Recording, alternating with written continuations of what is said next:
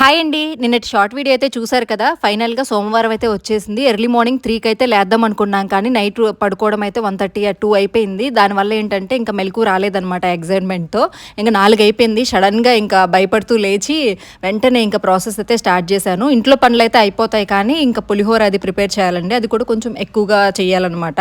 నాకైతే అంతగా అలవాటు లేదు. ఫస్ట్ టైం నేను ఇలా ప్రిపేర్ చేయడం ఎక్కువ క్వాంటిటీలో. ఎక్కువ అంటే మరీ ఎక్కువేం కాదు. నేను చేసే దానికంటే కూడా ఎక్కువ అనమాట. అంటే నేను రెగ్యులర్‌గా మనం ఇంట్లో కావాల్సిన దేవుడు ప్రసాదాలకి అని చెప్పేసి టిఫిన్కి అని చెప్పేసి అలా ప్రిపేర్ చేస్తూ ఉంటాం కదా.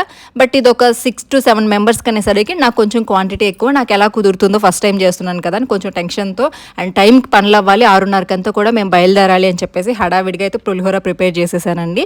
ఈ లోపు టైం వచ్చేసి 6:15 అట్లా అయింది. ఇంక ఇంటి ముందు అయితే ముగ్గు పెట్టాలి కదండి. ఇంటి ముందు అయితే ముగ్గు పెట్టేస్తాను. ఇక్కడ ఒక ప్లస్ పాయింట్ ఏంటంటే కార్ రావడం మాకు ఒక 20 to 30 మినిట్స్ అయితే లేట్ అయింది. ఇంకా దానివల్ల నాకు కొంచెం ఈజీగా ఇవన్నీ చేసుకోవడానికి అయితే కుదిరిందనమాట. ఇంకా ముగ్గు అయితే పెట్టేశానండి. సో ఏదైనా కానీ మనం టెంపుల్స్కి అలా వెళ్ళేటప్పుడు ఇంటి ముందు ముగ్గు పెట్టుకోవడానికి పూజ చేసుకోవడం కంపల్సరీ కదా. అప్పుడే ఆ పాజిటివిటీతో మనం హ్యాపీగా బయలుదేరగలము.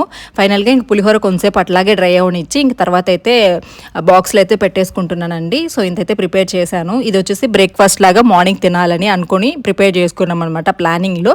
బట్ ఏం జరిగింది అనేది షార్ట్ వీడియోస్ చూస్తే మీకు అర్థం. మన ఇంట్లో కూడా దీపారాధన చేసేసుకుని బయలుదేరే ముందు దేవుడి దగ్గర ఒక్కసారి దండం పెట్టేసుకున్నాను. అండ్ ఫుల్ వీడియో అయితే టైటిల్ కింద ఉంది చూడండి. తర్వాత మళ్ళీ రాహుకాలం